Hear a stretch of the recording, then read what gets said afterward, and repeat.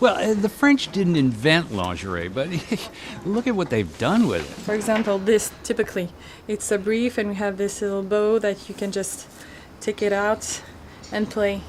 We always make little things that it can make like a game between the woman and the man in intimacy. Well, if you're used to paying $20 for lingerie at a discount store, let me explain something. Worldwide, lingerie is a multi-billion-dollar industry, but French women, on a per capita basis, spend more on it than women in any other country in the world. It's part of their mystique. They are really careful about the details, and even if you don't see it, they are feeling really beautiful and seductive, and it's really an attitude. And this lingerie is among the most luxurious in France. The company is Aubade, and the brand director, Claire Masson. We always put little details so men can look at his woman and see, like a little bow, a little hole on a tonga. See here, it's also little details. Here at Aubade's headquarters, they design and assemble the prototypes. One bra can involve at least 20 pieces, each of which is designed not only for fashion, but comfort. And it's not because everyone had the day off when I was shooting. No, each one of these machines is designed for a specific stitch. Most of these women have gone to special schools of couture because the lace has to be aligned and fit. There's a skill just to cutting the fabric. So it can take as long as 2 years to go from the concept to the consumer.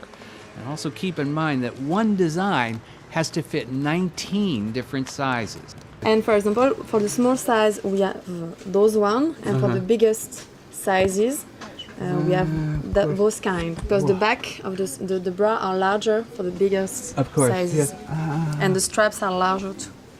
The Egyptians supposedly originated it, but as it evolved over the centuries, lingerie's design spoke more about a culture's interests than a woman's. In 19th century, corsets were so tight they could actually damage the kidneys. And even though an American patented the first brassiere in the early 20th century, by the time feminists started burning them in the 60s, bras were still just underwear. The notion of fashion wasn't in lingerie, it was only in clothes. It was only 30 years ago, in the 1980s, that lingerie added more color, more details, and much more feminine, and much more a tool to seduce men and to feel good in our body.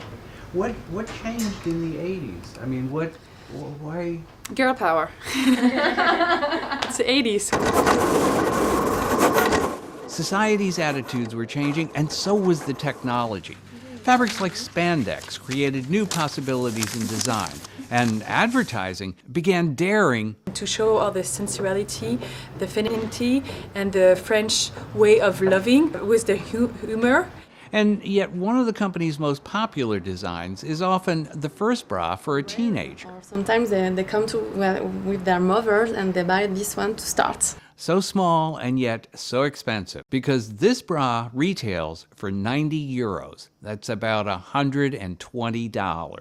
It's like jewels, it's the same thing. It's really small, but it's really expensive. It depends on what's the material you use, and we use what is the best. 90 euros.